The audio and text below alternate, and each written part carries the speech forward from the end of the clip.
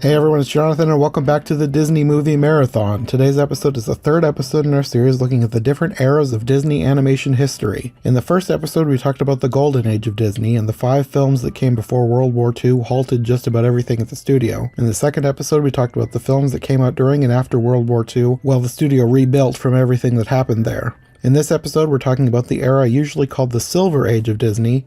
This is the period of time that produced some of the most famous and beloved classics, and the last era that was directly overseen by Walt Disney before his death in 1966. Joining me once more are Mark Brown and Eli Sanza, and we'll be talking about all 8 animated films from 1950 to 1967. Cinderella, Alice in Wonderland, Peter Pan, Lady and the Tramp, Sleeping Beauty, 101 Dalmatians, The Sword and the Stone, and The Jungle Book, as well as one hybrid animated film, Mary Poppins. Okay. Any thoughts on the Silver Age as a whole? It's better than the War Age. Yeah, hell yeah. Yes. Oh yeah, definitely. Those are my thoughts. Yeah, the Silver Age. If I was going to summarize that, I would say a return to form. That's what it feels like to me. It's like Disney was going through a lot of hardships in the 1940s. The animated movies were not in their best shape after Bambi and Dumbo and Fantasia and stuff like that. They only made package features. And Walt Disney wanted to get back to making full-length features, so he took a gamble, did Cinderella. He wanted to do another princess story because Snow White was such a success, so he wanted to have another success with another princess, and so he made Cinderella. And because Cinderella was so successful, he was able to get back to making full-length features finally. And that was in the 50s when he was also having success on television with The Wonderful World of Disney and with the theme parks because Disneyland opened that decade. So the 50s was definitely a return to form. It was definitely Walt Disney finally getting his mojo back. Definitely. And like 4 of these 8 films I think are on my top favorite Disney canon films of all time. So it's a pretty good era. That was a really good era for some of my favorites are in this era too. Yeah, this era is full of probably some of the most famous movies that Walt did. Of course, you have the golden era with the first 5, but this is his other big films. Yeah, that's why they call it the Silver Age. Yeah, Cinderella was his first one back, and this one I really enjoy. I didn't watch it a lot as a kid. I'm not really sure why. I don't remember if the library had it or not, because that's how we watched most movies, was if the library had it, then we would watch it. And I don't remember if that was at the library, but we didn't watch this one a lot. So it was a nice, I guess, surprise revisiting it as an adult and finding out how great it was. I always loved this, but I think like you, I didn't realize how great it was until later on in my life when I realized, wow, this is actually a really, really great movie. I think just, even animation wise, not even story wise, it's amazing, but I mean, just animation wise, those, I still remember when Cinderella goes to the castle and there's these soldiers and you see the interior of the castle and it's wow, it's breathtaking.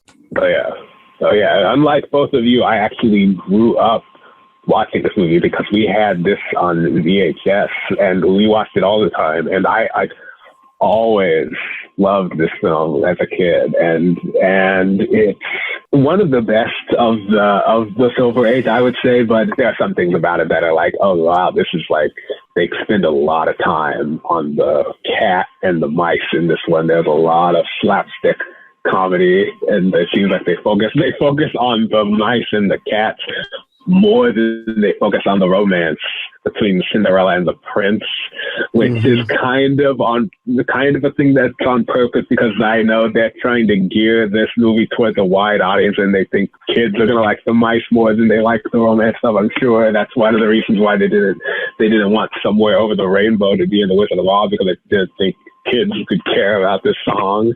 They always trying to do that, always trying to dumb it down for kids. And so that's that some of that stuff is noticeable, but I am a fan of like Tom and Jerry. I like slapstick comedy, so it's not like it's bad or it doesn't ruin the film or anything. So like I liked that, and I also liked a lot of other stuff. Like I liked the villain. I liked the stepmother. He was a really good villain. I like Eileen Woods. He's a really good voice actor for Cinderella and totally empathetic. And the entire movie is really good. I think the cast of characters in this movie is really good. Like probably my favorite since Pinocchio, which I thought had the strongest cast of the Golden Age. Yeah, there's a lot of really great characters and great villains too. The stepmother is such a great villain. And I don't know if you want to count the stepsisters as villains, but they're probably more like henchmen or sidekicks. But I like them in that role. They're really entertaining to me. Yeah. The evil the wicked, is it the wicked stepmother, the evil stepmother? What's she called? I think it's mostly evil. I think they usually call her the evil stepmother. Although her name is Lady Tremaine. Lady Tremaine, yeah. I think she's a unremarkable villain, one of the most foreboding. You could there's like a scene I think where she squints her eyes and like the animation goes dark and like you could see just the hate in her. And as the scene goes dark, her eyes stay glowing in the dark, like almost she's like a demon, and I really like that touch. Yeah, her eyes are like bright lime green, just really striking. Yeah. Speaking of demon, they have a cat named Lucifer. They have a cat named Lucifer. Thank God. Good cats there. Yes. And the cat's name is Lucifer. A poor dog named Bruno, who I guess Disney just doesn't like their Brunos. Yeah, they don't like their Brunos these days. That's a shame because the Bruno in Cinderella is like the hero of the movie. If you watch it, you will see that. We don't talk about Bruno. You don't talk about Bruno. Somebody should like do a remix of the We Don't Talk About Bruno, but put in footage of Cinderella and like Cinderella chastising Bruno. Yeah. You know how the internet is. I'm sure someone's on it right now. That Canto and Luca get the three Brunos together. Yeah, Luca, right.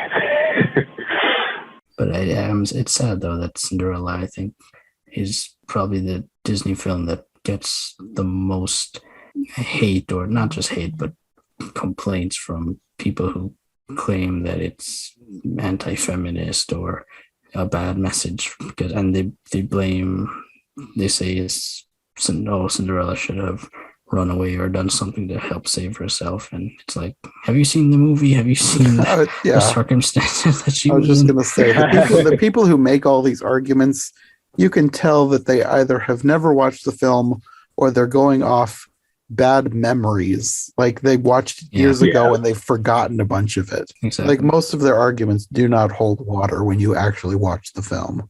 Like Peter Dinklage recently saying, the dwarves live in a cave or something.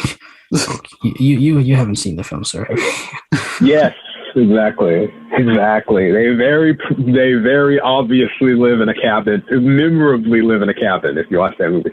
But also, I see a lot of complaints about Cinderella from people like this who say that she seems like, this is the kind of Disney princess we don't want anymore. We want princesses to be independent, and we don't want them to rely on men, and we don't like focusing on the romance because romance isn't all there is to life. You have to have to be a girl boss and stuff like that. And that's kind of like the climate right now. And so you're gonna face a lot of people who say stuff like that. And although it's mostly nonsense because Cinderella's a perfectly good character, and the thing I always say to argue in her favor, that's a good role model. He's a role model, yeah, right, you're right. And the thing I always say in her favor when I argue with people is that he's a character who is put in the worst circumstances, but remains optimistic and gets out of those circumstances. And the prince was mostly just a bonus. The reason why Cinderella is such a popular story is because everyone can relate to being in a terrible situation and dreaming of escaping from it. And that's what's relatable about it. So it's not like he's a shallow character. He's a very human character. And then the problem with all the complaints about it is that any further adaptation of Cinderella, they always try to, quote unquote, fix the mistakes or fix the flaws. And then you get versions like the I didn't watch it, but I just saw the trailer for the one on Amazon, and just Yeah, more modern versions that they like you're just messing with the character of Cinderella at that point. yeah. I haven't watched that one yet, but it did get trashed by film critics, and a lot of people on Twitter made fun of it for like how much it deviated from the story in ways that were completely unnecessary, by like trying to make Cinderella a businesswoman instead of like a romantic lead or something like that. It's like very unnecessary changes just to try to appeal to like independent, like just to be quote unquote feminist, stuff like that. Yeah, I haven't seen that one either. It's one that I figured I'd end up watching eventually for the podcast. I haven't decided if I'm going to do it during my first round of Cinderella versions or not. I have enough, so I probably won't. I've heard so many bad things that I'm not like in a rush to watch it. Funny enough, it made an appearance in the Oscars last night because they had like the top five movies voted for on Twitter by people, like the top 5 fan favorite movies, and somehow Cinderella made number 2. I don't know how. I don't know how either. I was so shocked by that. I was like, wait a minute. I understand why the Zack Snyder movies are here, because the Zack Snyder fans are like super enthusiastic and they'll vote till their thumbs get sore. But like, I had no idea why the Cinderella movie from 2021 was on that list. Where are all these fans coming from? My theory is trolls. Oh, that's a good theory. I wouldn't be surprised. All I know is they shouldn't do the fan favorite thing in the next year's Oscars. That's all I have to say about it. There's a lot of things about the Oscars that they shouldn't do next year, but they probably will anyway. No, you know how they are. Yeah, I'm sure. Well, anyways, back to our list of movies. Yeah.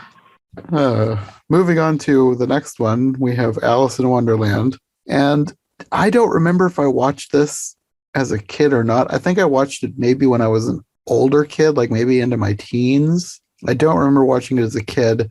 I think I only watched it after I started getting interested in the story of Alice in Wonderland. I might have watched it once. I don't remember. The 1999 live action version of Alice in Wonderland is what kind of got me into the story of Alice in Wonderland.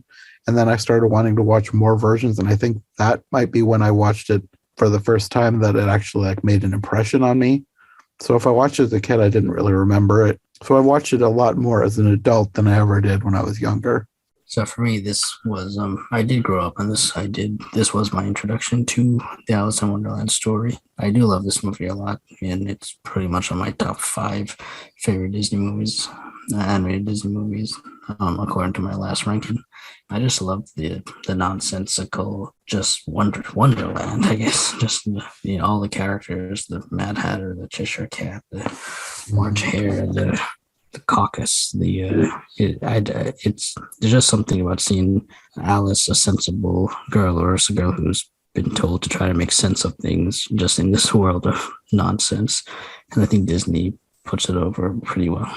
Yeah, this is one of my favorites. It's really well done. Like what you said about how they put a girl who's trying to make sense of a world of nonsense. That's really good comic possibilities in that scenario, and they take full advantage of it in this movie because it's a really funny movie. It's like one of the funniest movies Disney ever made in Walt Disney's era, and they reminded me of like a Looney Tunes cartoon. It cracks me up. Like my favorite scenes are the Mad Tea Party and everything with the Queen of Hearts in it was funny to me, and like it was like a really trippy movie. It gets a little weird at the end, just like the Three Caballeros. It gets very trippy and psychedelic,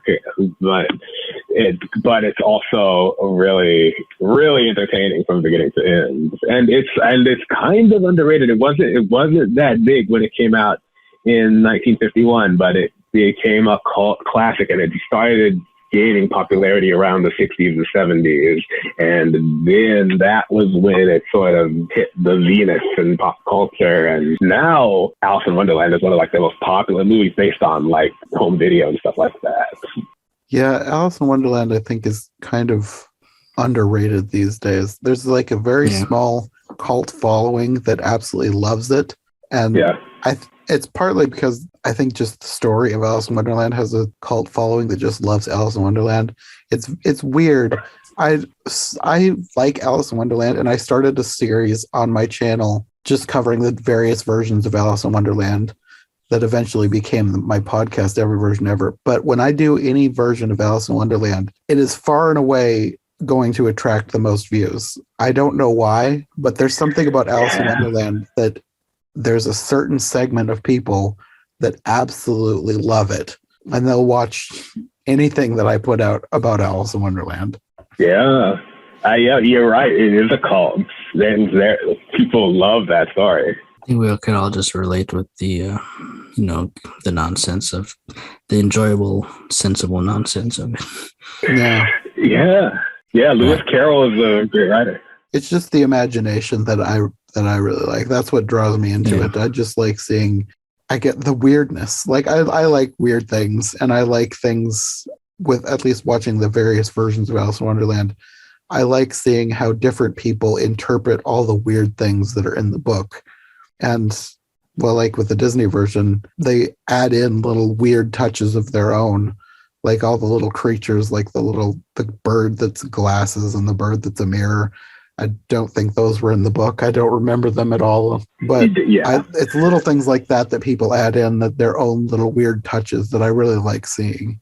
Yeah. Oh, yeah. There was some creativity with this movie when they created these pencil birds and these mirror birds and like these horn birds and all kinds of stuff. Mm-hmm.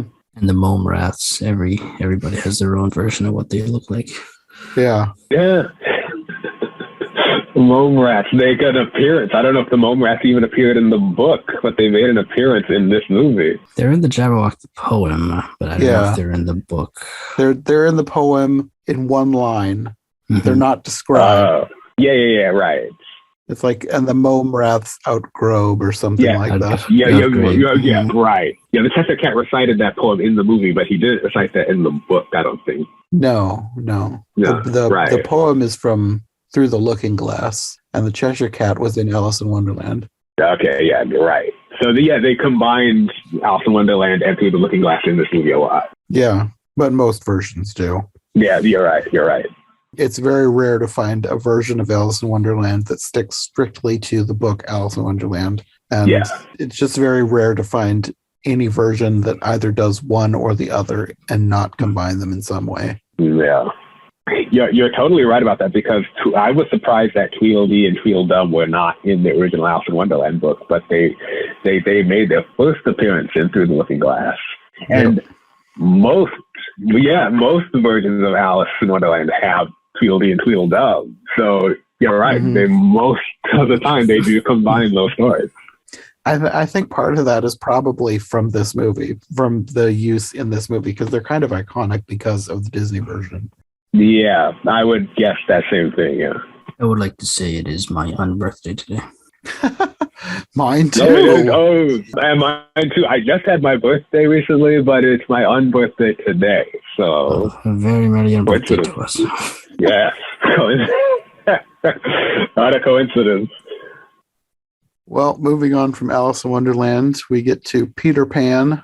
This one I remember watching several times as a kid, but I haven't seen it since I was a kid. I have not seen it recently. I will watch it very soon because it's coming up in the podcast where I am now in my order of reviewing these. So I will watch it soon, but I haven't seen it since I was a kid. I know it's one of the ones that has become controversial in recent years because of certain portrayals of Native Americans.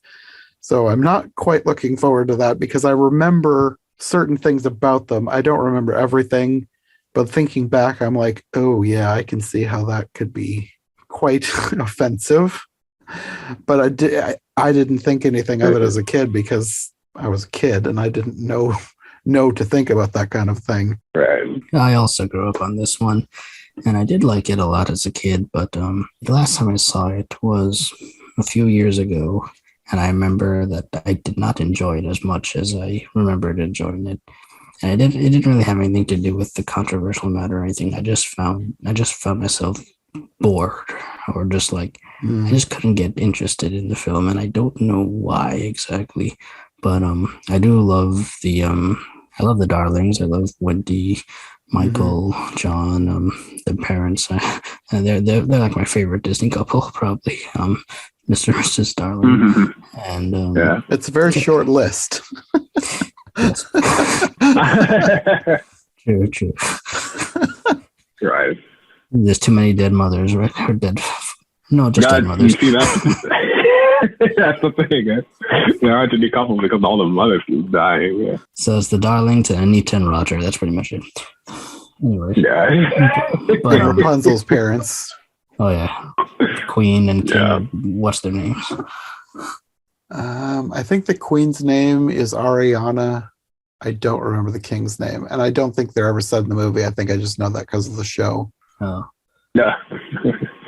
but I think I do like the Peter Pan sequel better than the original movie. But again, I have not watched this in probably over 10 years, so I need to rewatch it to get a better opinion. But I think that was the last takeaway I had from it.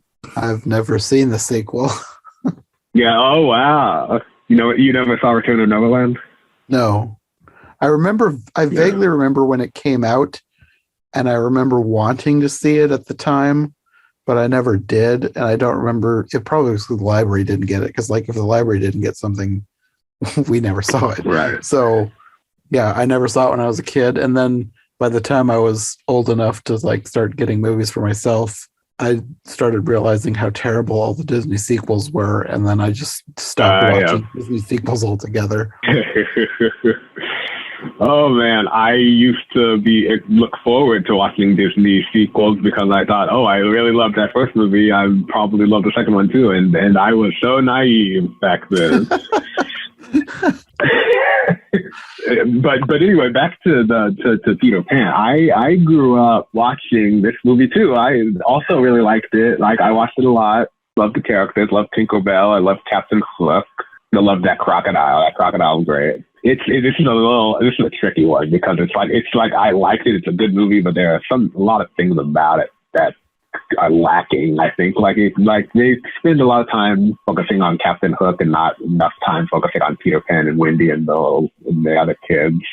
Like I feel like it's like a Captain Hook movie sometimes, which I think is, and then which I talked about this before in my review. Like I said, it's noticeable how they do that, and it's understandable why they do that because like you get the feeling that the people who made the movie think that Captain Hook is the best character. Like the villains are usually always the best character, so I see that, and she's probably the most entertaining, and that's why they focus so much on him, and they probably think the lead characters are usually boring, so that's why they don't focus on them so much, which is sort of unfair to the lead characters, but also Captain Hook is a great character, so it's not like that ruined the movie or anything, because still Captain Hook is still entertaining.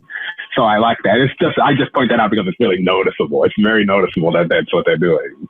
And that sort of breaks the spell a little bit, but overall, I think the movie is really well done. It's got a lot of funny moments. I really love the Captain Hook and the crocodile battling each other. Like that's just like I said with the cats and the mice in Cinderella. I really love slapstick comedy, so that stuff cracks me up. And so mainly it's a good movie. It's not my favorite of the Disney movies, but it's good. I like it. And we're getting a live-action remake. Oh, yeah. That's coming out, like, this year, isn't it? I think. Peter Pan and Wendy. Yeah, Peter and Wendy, yeah. I feel like this has more potential for a remake than others because Peter Pan is a story outside of Disney. So depending on who is making the remake, they could focus more on stuff from the book than the actual Disney film. Because, like, Cinderella, the live-action remake of Cinderella, it was its own thing. It had nods to the animated version, but it was its own thing. And I think that Peter Pan has more potential than some, like The Lion King. like I always have to come back to Lion King. I think it has more potential than something like The Lion King, where it's just basically a shot-for-shot remake, because it has a book that it can go back to. Yeah. Well, The Lion King is the ultimate example of how not to make a live action remake. So that's why you always go back to it. Well, wait Yeah. for that live action The Aristocats. That'll be something. Oh yeah. I wonder how that one will work. Yeah, that's sort of a hard one to imagine. I have a feeling it'll be another Lion King because the Aristocats does not have source material. It's something that Disney made themselves. So Yeah. we'll see. Yeah. We'll see. We'll see. The Aristocats is not a beloved film as much as a lot of other movies they made. So who knows? It might be better than the animated one for all we know. It could be. The Aristocats does have a dedicated following. There are fans who really love the Aristocats. So I like it a lot, man. Well, including me, by the way. So I am not trying to bash it or anything. I really love the Aristocats, but I'm just saying the consensus is that it's not that good. Well, from Peter Pan, we can move on to Lady and the Tramp. This one I watched several times as a kid.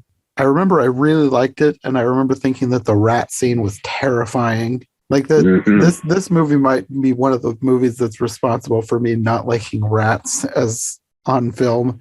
I've gotten over that nowadays, but I remember thinking the rat scene was terrifying, but I still liked it, especially because Tramp kills it in the end. Oh yeah. So that's like the most memorable part of this whole movie for me was the scene with the rat. Even though it was terrifying, I still liked it. Yeah.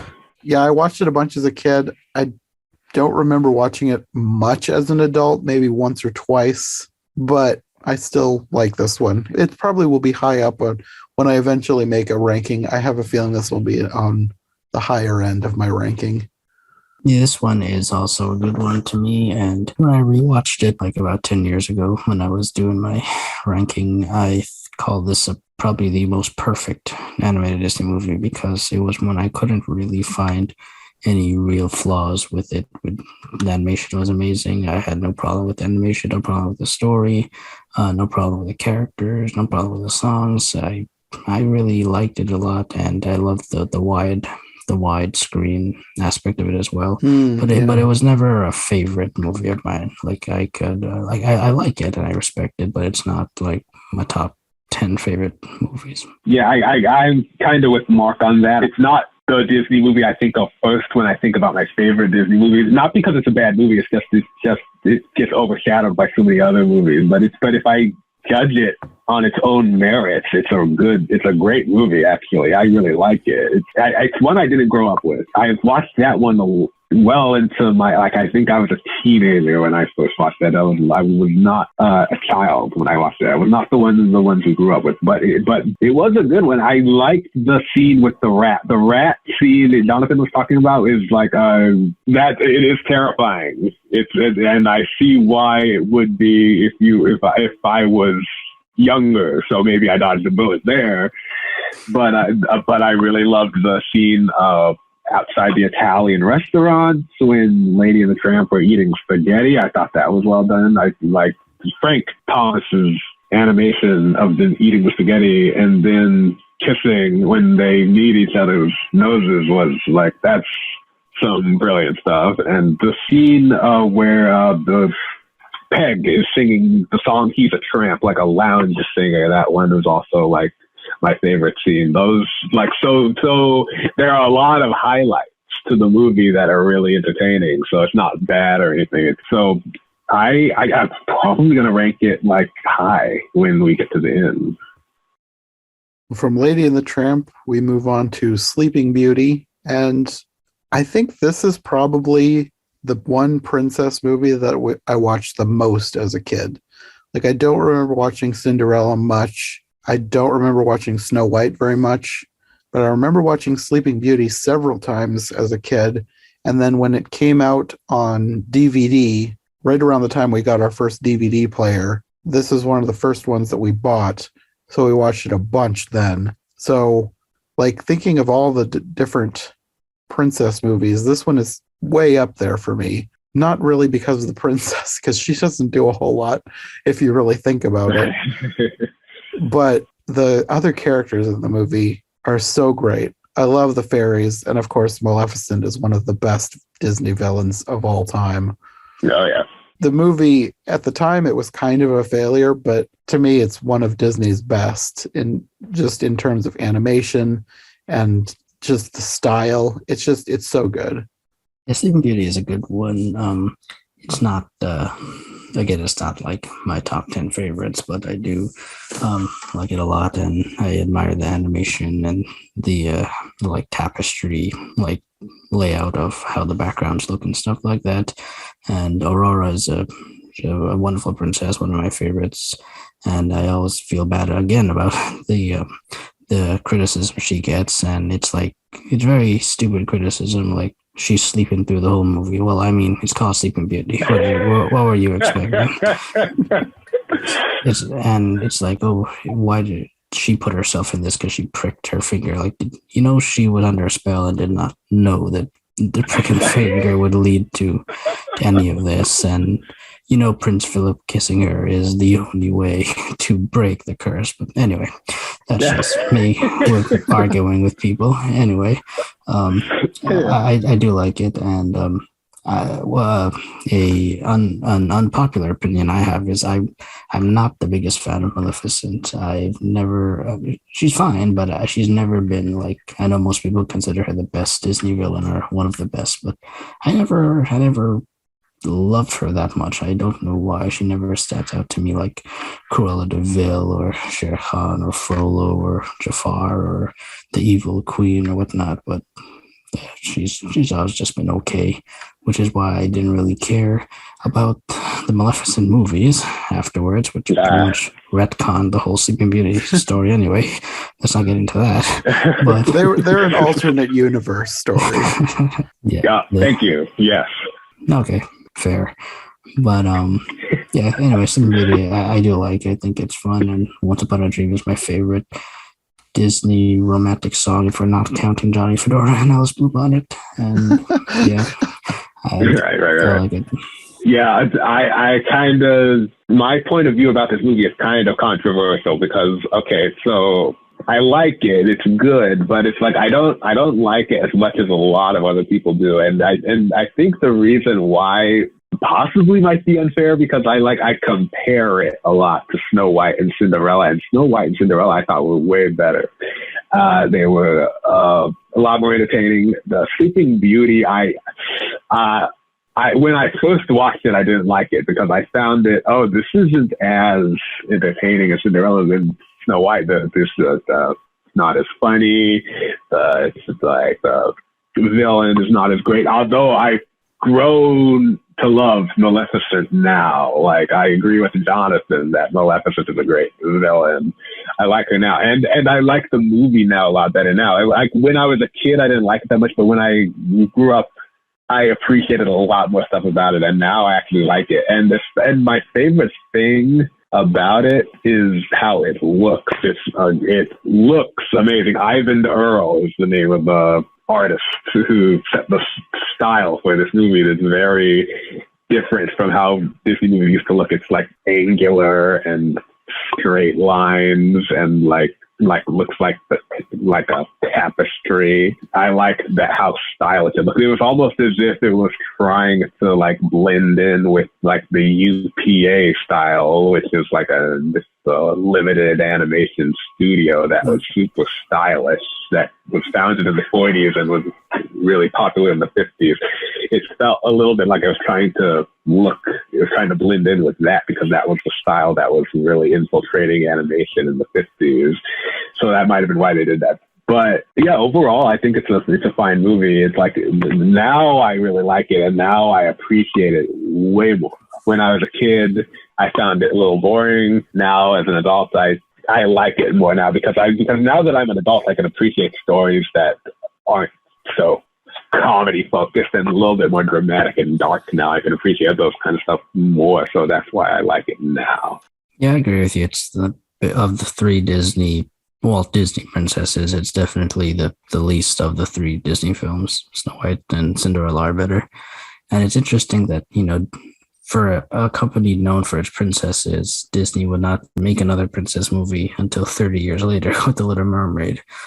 So yeah, Well, there was a reason for that because like Jonathan said, Sleeping Beauty failed at the box office, so they didn't think that people liked princesses anymore, so they didn't want to touch it because they thought it might have been box office poison. And I find it interesting that when people think Disney, they think princesses, but like when you look at the 60 films of the canon, there are only like, 13, 14 that are princess films. Yeah, and usually the princess movies are successful too, so like they don't have to worry about that. It's like they always are gonna work. Like it worked with Cinderella, it worked with The Little Mermaid, it worked with Tangled, it worked with Frozen. It's like in every era, people love princess movies. For me, I think what you're saying about not liking it as a kid, I must have just been a different kid because I liked this one, but I also loved Fantasia as a little kid, so I guess I was just a weird little kid. No, I'm glad you loved it more than I did.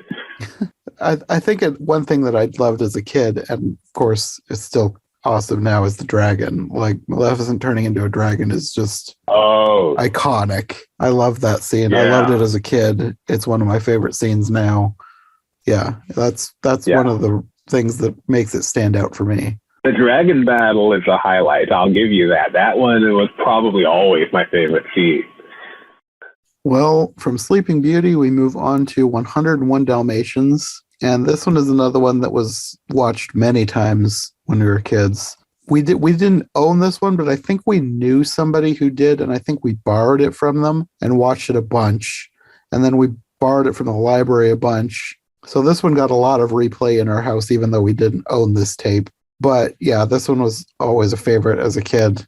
And of course, now, just for nostalgia's sake, it has a lot of good stuff about it too. It has a lot of people criticize the look, and I know Walt did not like the look of the Xerox, but I think it gives this movie its own flavor that I really like. And I know a lot of people do like that about it now. And of course, Cruella is such an iconic Disney villain. She's one of the things that totally makes this movie. Yeah, this is a favorite of mine as well.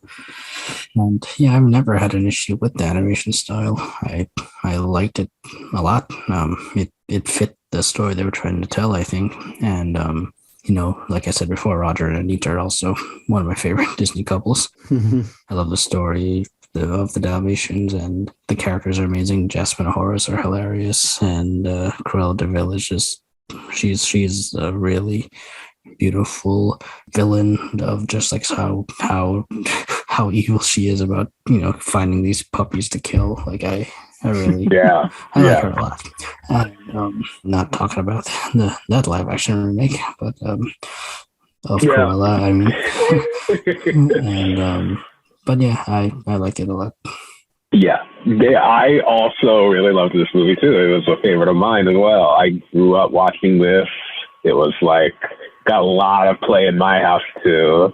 It holds up. It totally holds up as an adult watching it now. It's like I'm amazed at how much I love it to this day.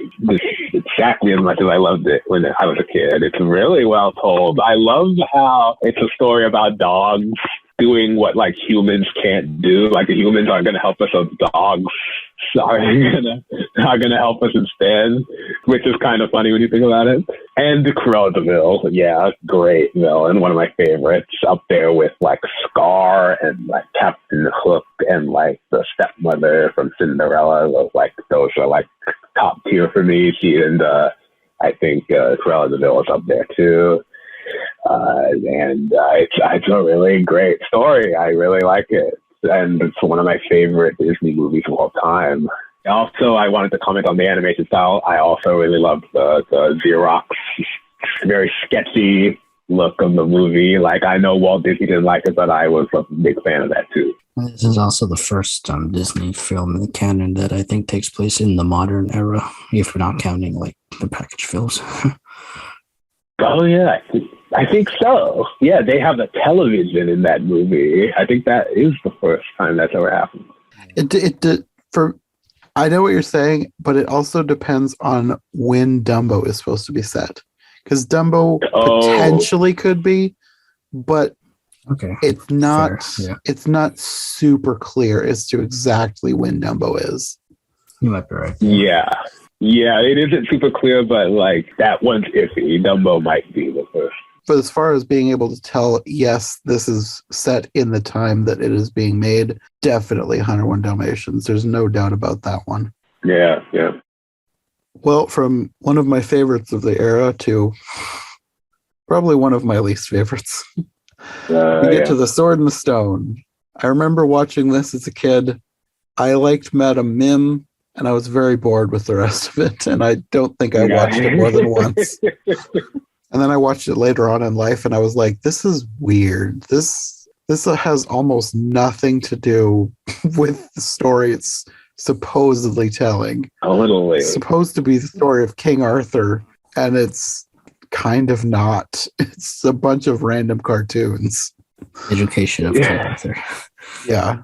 So I have a different opinion than you guys. I really like this movie, actually. It's one of my favorites. And that could be because I grew up with it. I watched this a lot, so I might have a nostalgia for it. But I loved Merlin as a character. Like to this day, my dad still references Merlin's magic bag that he can shrink everything into to fit. So like whenever we're doing a task and need to pack stuff up, my dad will always make a reference to that bag.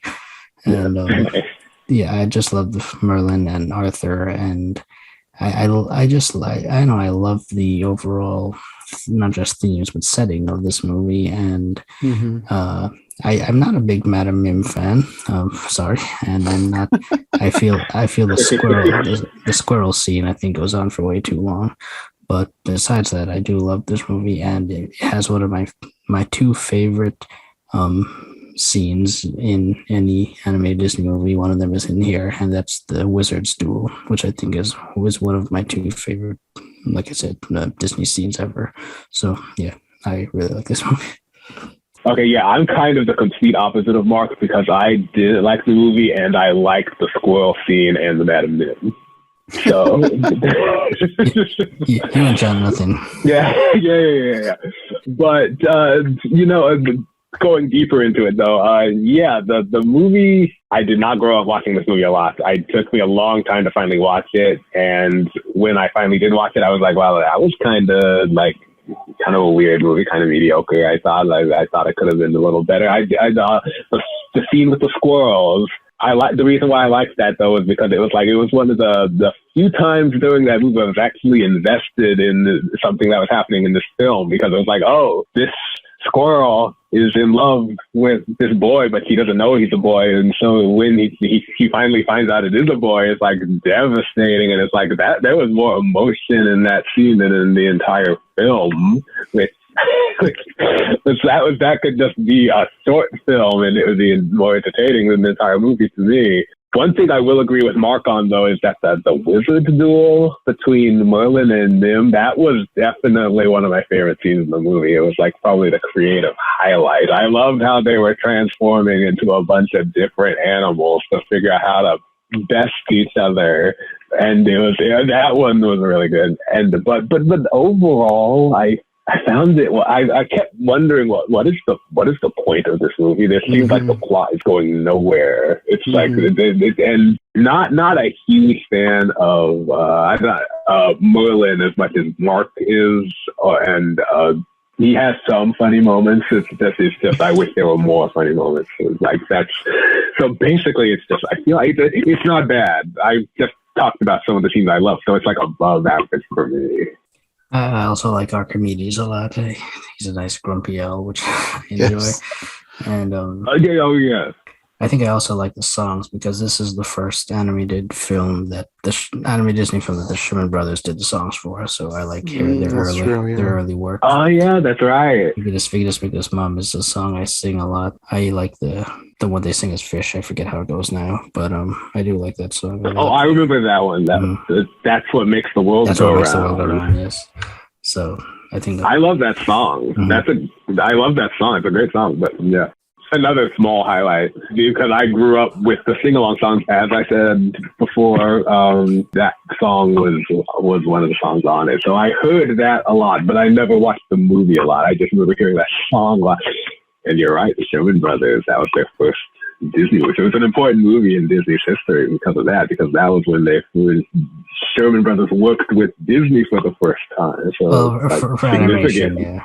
Because I think they had done for animation, right? yeah, Oh, you're right. You're right. That is they wrote the songs for the Parent Trap, didn't they? correct. Yeah, I think The Parent Trap was the actual first Disney film. Yeah, you're right about that. Yeah.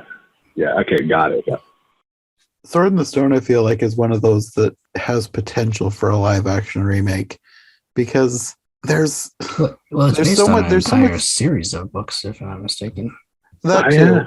But as far as just the movie itself, I feel like there was so much, like even if you liked the movie, there's so much unused potential as far as the story of Arthur and his ascent to the throne. There's so much that this could have done that it didn't do that I feel like they could explore in a live action version. Well, they are making a live action one, so we'll see. Right. Yeah, I heard that they were making. I actually haven't read the book that movie is based on, but I heard from people that it really deviates from the source material. But I'm going to just assume that all the stuff with turning into the fish and the bird and the squirrel probably wasn't in the book, and if it wasn't drawn out as much as it was in this movie. I assume the same thing. Right. But I feel like if they take the bones of this movie and some of the more memorable characters and scenes, you got to do the Wizard's Duel, of course, because that's one of the best scenes in the movie. Oh, yeah. If they use that and then keep going after he pulls out the sword and the stone. The sword and the stone, it's the titular scene, doesn't happen until the end of the movie. So it's like there's so much more that they could do. So a live action version of this, I think, has potential to be one of the top tier live action versions. I know that's not saying much with some of the ones. There's not a great track record, so it doesn't have to do a lot to be great compared to the others. But yeah. I still think it has potential and could be quite good. I think agreed. Well, the last movie in the Silver Age is the last movie that Disney, the last animated movie that Disney worked on before he died, and that is The Jungle Book. This one I remember watching several times as a kid. I probably didn't watch it quite as many times as like 101 Dalmatians or Lady and the Tramp, but I remember this being like one of the very first movies we ever borrowed from the library. So it goes back that far for me. And then I watched it several times spread out through my childhood. So it wasn't one that we went back to all the time, but it was one that we went back to occasionally. And I also had a giant puzzle of the Jungle Book characters. It was like a 300-piece puzzle that took up like half the kitchen floor because it was giant puzzle pieces. So the Jungle Book was always like a presence in my childhood, even if we didn't watch the movie all the time. So it's one that I definitely have nostalgia for and is probably one of my more favorite ones for that reason, just because even if we didn't watch it all the time, it was always there. So I'm the same like you. Like I distinctively remember the first day I borrowed this book. We borrowed this movie from the library. I remember it being because it was one that I hadn't seen yet, and then I saw it at the library one day. I'm like, oh my god, I gotta get this one. And we borrowed it, and I remember liking it ever since day one. And I love the characters: Baloo, Bagheera, Shere Khan. Shere Khan is my favorite Disney villain of all time. And I love the voice actors. I love the songs, the Great Sherman Brothers, and as well as Terry Gilkyson songs. And it's one of my favorites. Agreed. Totally agreed. This is one of my favorite Disney movies of all time. I grew up watching this one too. We had this in the clamshell VHS box too, and we got a lot of viewing out of it. And I also love all the characters like Mowgli, Baloo, Shere Khan, King Louie, the vultures, Kaa, all of them. It's such a great cast. And I really love the songs too. Sherman Brothers did not write Bare Necessities, just to let people know that, because sometimes they get credited with that. But that was because of Terry Gilkyson. Terry Gilkyson, like Mark said, he was the guy who wrote that because Terry Gilkyson was writing the songs for the movie, but then he got let go and the Sherman Brothers replaced him, but they kept Terry Gilkison's Bare Necessity song because everybody loved that one. So that was the one song he made that stayed on. The Shelby Brothers wrote everything else though. And and Jungle Book is like a really good movie. One of the best in terms of their animation, a really good character animation. One of the best in terms of emotion. It's one of the most heartfelt stories. Baloo's relationship with Mowgli, really like the core of the film. Like a great buddy film, a great comedy, a lot of funny moments, a lot of highlights. It's like one of my favorites. Like there are snippets of like the other songs that Terry Gilkison wrote for the movie when he was originally on, and like a lot of them are pretty sorrowful or like very it's not the same vibe as what the movie became. So you could probably I know the Platinum Edition DVD has them, but you can probably find them on YouTube as well. I heard that that was the reason why they let him go, and I think that might have had something to do with the reason why Bill Peet, the storyboard artist, was quit too, because I think he used to be working on it, but he quit because it was going in a direction that he didn't agree with, and I think it was because he and Terry Gilkison were making a movie that was darker than what Disney wanted. Disney wanted something more lighthearted and funny, like it ended up being, and I think that was the reason why there was some creative issues behind the scenes. They probably were wanting something more close to the book, because I think the book is a lot more darker than the Disney version. Like a lot of Disney versions are. Definitely. Yeah, this is the example I always go to when I think about how movies deviate from the source material a lot of the time when they adapt their book. This is the one I always go to as like an example of how it actually can work well when they do that, because the Jungle Book movie from Disney is totally different from the book, but I still love the animated Disney version of the Jungle Book. It's a good movie. It's just that Walt Disney is a person with a very particular style, and he knows what he wants and he knows it works, and so he thinks of source material as jumping off points for his own brand of filmmaking most of the time. That's what he always does. And Walt Disney, I think if the story is true, when the Sherman Brothers came aboard, he told them, "Don't read the book." That was his instruction to them. Yeah, I remember that. I remember learning about that. Yeah, that's all right. Don't read the book. We're not doing the book. That's interesting. The book itself, if I remember correctly, it's not all about Mowgli and Baloo and Bagheera. That's only like a couple chapters. Like there's multiple stories in that book. It's literally the Jungle Book. Right. Well, you know how like they killed Jiminy Cricket in his first scene he was in the original story of Pinocchio. So this is not the first time that Walt Disney has completely changed the intention of a source material. Right.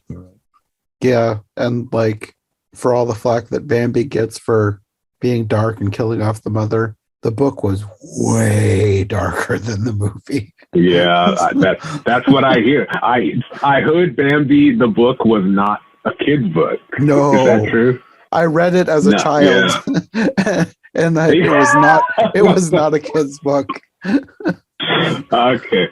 Yes, right. Wow, interesting. It's interesting that like Walt Disney read that book and thought, "Oh, let me make an animated movie aimed at kids out of this." It's interesting that happened.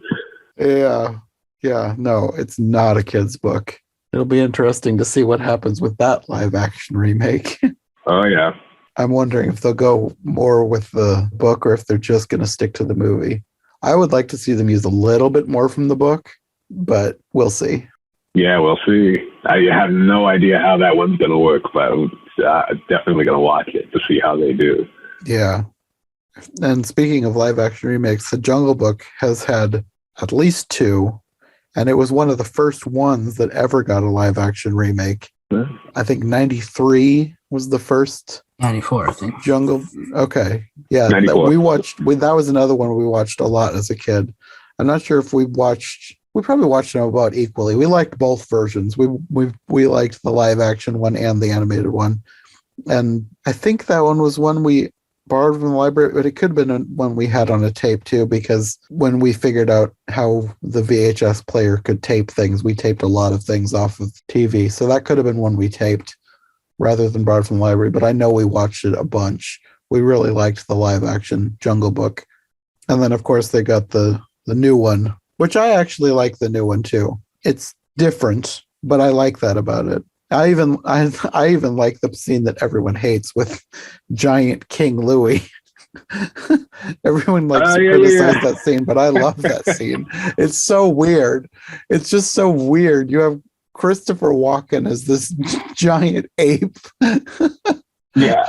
And I like how weird it is. I love that scene. It's Christopher Walken singing I Want to Be Like You. Yeah. It wasn't bad, actually. It wasn't as, like, it's easy to make fun of it, I guess. I get it. But it didn't take me out of it or anything. It wasn't ridiculous. I was going along with it, and I was entertained. Mm-hmm. Yeah, I like it. I like all three versions of the movie. Well, like live action Disney movies is Mark's thing. Did you ever see the version from 1994? I did. I was not really a fan of that, but the recent remake, I didn't like it, but it was good. I had to give it a B. I couldn't fault it, but it's not like a favorite of mine.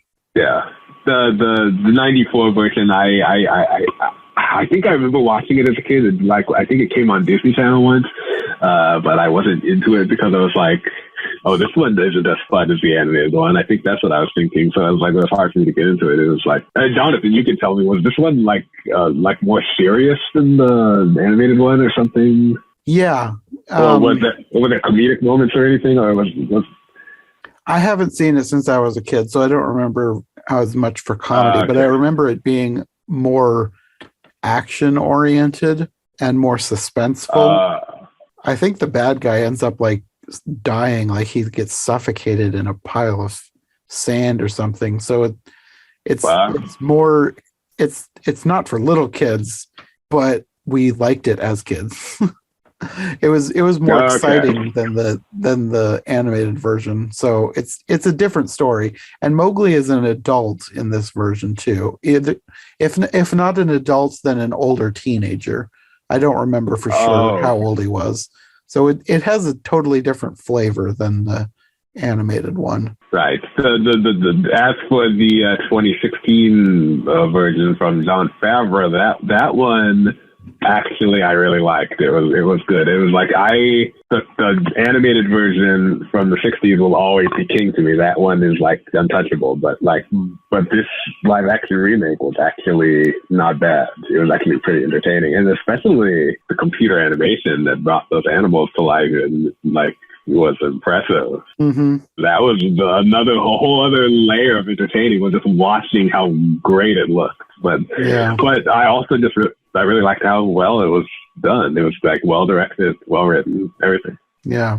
For me, that's what makes a live action remake good, is when they do their own thing. It doesn't always work, but it's a much better chance of it being really good if they can put their own spin on the movie. Yeah. That's the only way they should do it, in my opinion. Is like, otherwise, there's no point. You just do, if you're gonna remake any movie, you have to do it something completely different with it. Mm-hmm. Well, that's the end of the Silver Age animation, but we also have one hybrid film in here, probably the most famous of all the Disney hybrids, Mary Poppins, that came out between Sword in the Stone and Jungle Book. Never heard of it.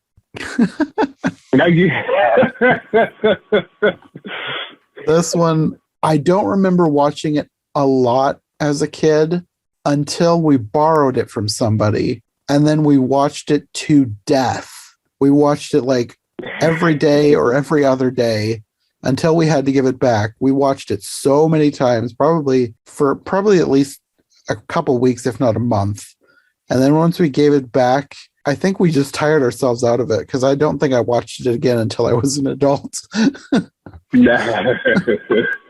But it is a really good movie. I really liked it. I think I did get tired of it, but that was because I watched it way too many times at that specific moment.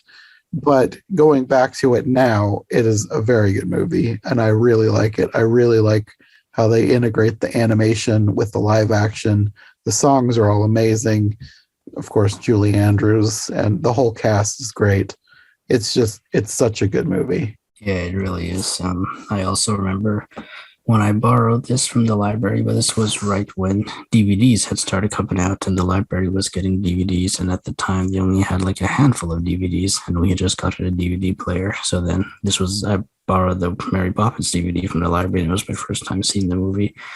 And I think I liked it since then. I can't remember what I thought of it at the first time, but ever since then, it's been a staple in my household. I love the movie. It's on my live action Disney blog. It's the only one that I gave 100% to, and it's my favorite live action Disney movie and one of my favorite, not just Disney films, but films of all time. I think it's hands down Julie Andrews' best film. It's hands down David Tomlinson's best film. Hands down Dick Van Dyke's best film. Hands down, the Sherman Brothers' best score and songs probably in a film. It's literally a masterpiece. Yeah, I completely agree with both of you. I think it is a masterpiece. I think it's perfect. I think I said this in my review for the movie that like if I tried to point out all the highlights in this movie, I would just end up describing the entire movie, and that's basically how I feel. It's just every scene is just entertaining, and it's a really heartfelt story. That my favorite Disney song of all time is in this movie, by the way. Like "Feed the Birds" is my favorite Disney song. Walt's favorite as well. It was Walt's favorite too, yeah. Like, which is amazing to me. But yeah, I really love it. All of the songs in this movie, I really love. And I also agree with both of you. Julie Andrews is amazing. She's great.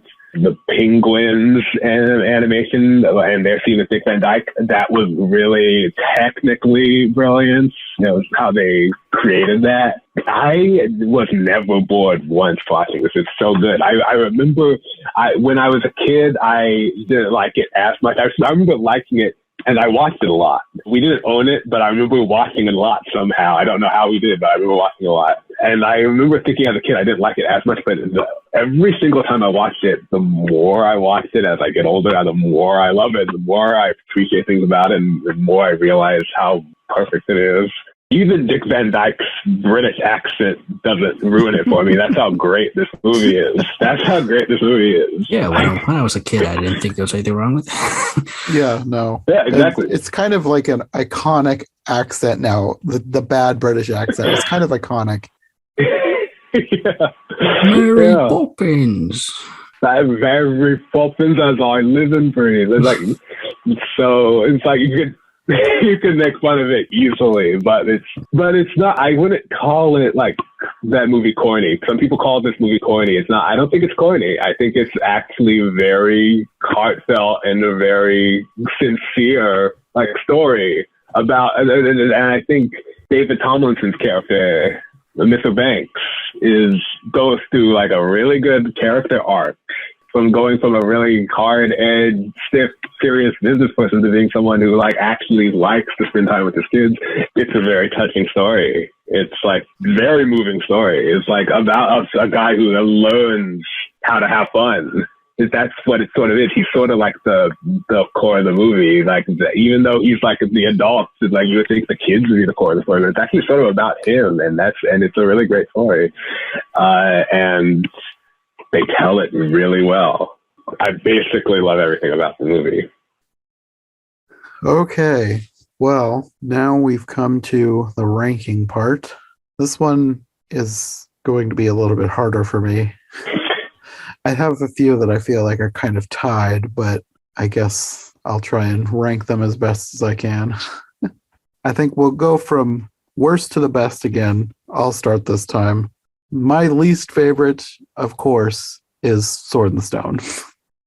That's the bottom for me. It's not a terrible film, but out of all of these, it's the least memorable and the one that I feel like has the most room for improvement. And then after that is Peter Pan.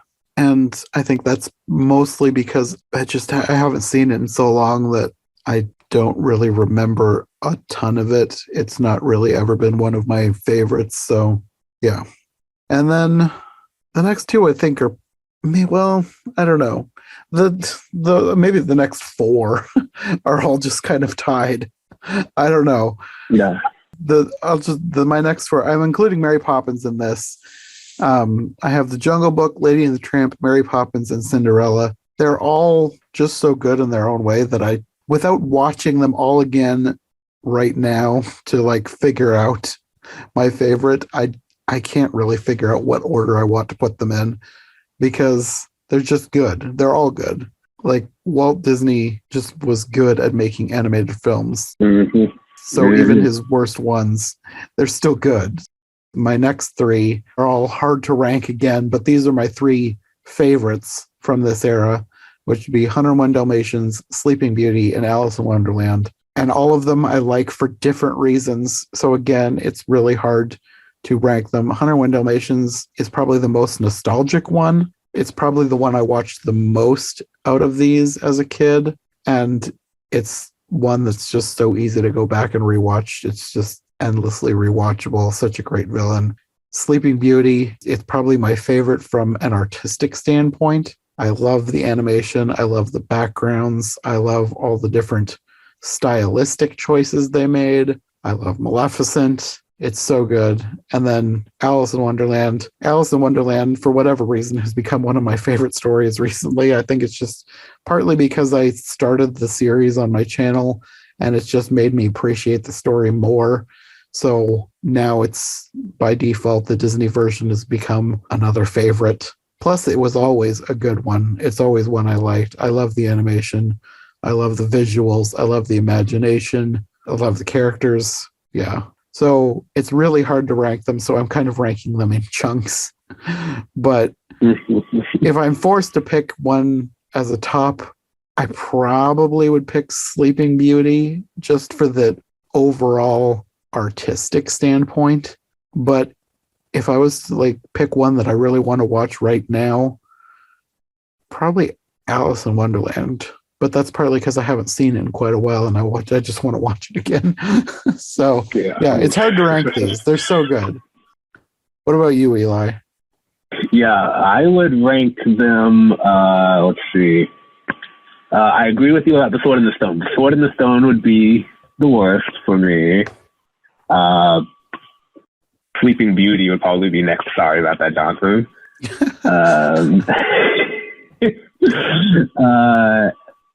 Lady and the Tramp. I said back when I was talking about Lady and the Tramp, I said this one, I'm probably going to rank this one high, but no, Lady and the Tramp. Like, I underestimated how much I loved all the other ones. Yeah. But that's how good these movies are. So yeah, Lady and the Tramp would be next. And then it would be Peter Pan, and then Cinderella, and then Alice in Wonderland, and then my top ones, which I love the most: The Jungle Book, then 101 Dalmatians, then Mary Poppins. Mary Poppins at the top. Okay. I guess my turn. And the bottom is Peter Pan, like you, Jonathan. And then probably Sleeping Beauty, sorry. And it's not that I don't like it, but the rest are just so good. And Lady and the Tramp next. And then the top five are going to be hard. I guess The Jungle Book, then The Sword in the Stone, then Cinderella, then 101 Dalmatians, and then Alice in Wonderland at the top. And then if you include Mary Poppins, where would you put that one? Oh, I don't want to think of that. But I guess it would be number one. I figured. Dude, these are really. It's you're right, Jonathan. It was hard for me to rank these because these are all really spectacular films. Mm-hmm. And they're all so good in their own ways. Like, that's what's hard for me with ranking things, is because different films I like for different reasons. So it's hard to say this one's better than this one because, well, it may have one quality that I really like. The other one has a completely different quality that I really like. So in the end, when I rank things, I feel like my rankings are always fluid. Like if I rank them again in a year or two, it'll probably be totally different. Yeah, you know what? Like, sometimes I say I like 101 Dalmatians more than the Jungle Book. Sometimes I say I like the Jungle Book more than 101 Dalmatians. It just depends on my mood or whatever. It's like those two, I have trouble with those two. Yeah. At least we all agree they're better than Home on the Range.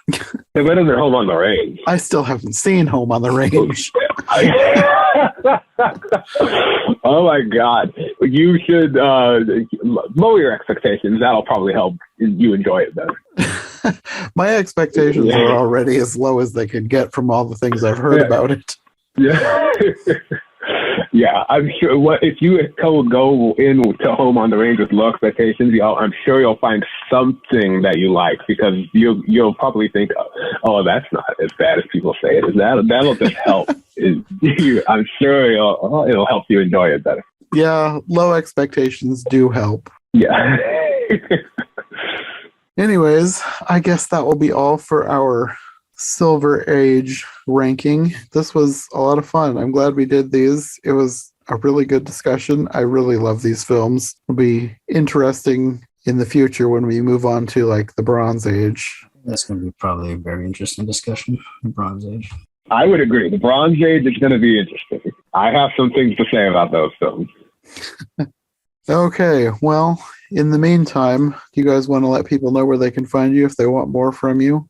Mark? You can check me out on my blogs, The Animation Commendation at theanimationcommendation.com.